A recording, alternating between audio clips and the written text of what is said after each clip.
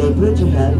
Now the bridge opened to the public in a ceremony on August 2nd of 1969. There's major celebrations featuring a parade, speeches by dignitaries, community festivities.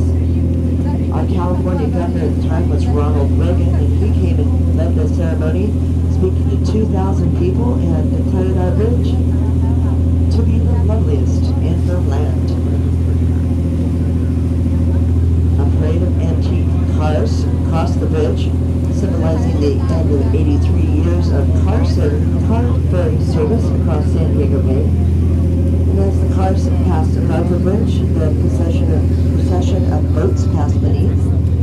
This highlighted the 200-foot of vertical clearance for our Navy ships.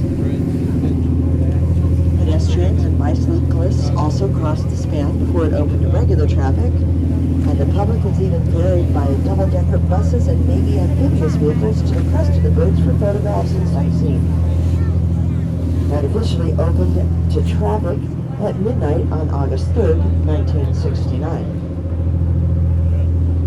Now, to get the bridge built at all, they did have a couple of hurdles to cross. One was the Navy said the bridge had to be tall enough and wide enough for the Navy vessels to pass beneath. And now all of the Navy's surface vessels, except for those aircraft carriers we saw at North Island, are able to cross beneath the bridge even at high tide. The second hurdle was that to get the loan that they needed to build the bridge had to be more than 2 miles long. Well, you can look left and right and see it's not 2 miles from Coronado to San Diego, so they got creative. Put a 90-degree bend into the bridge, so that allows for scenic sweeping views as you drive across, and it made the bridge 2.12 miles long, so they were able to get $48 million in federal funding. To pay off that huge federal loan, they used the bridge as a toll road at the beginning of its lifespan, charging 60 cents each way across.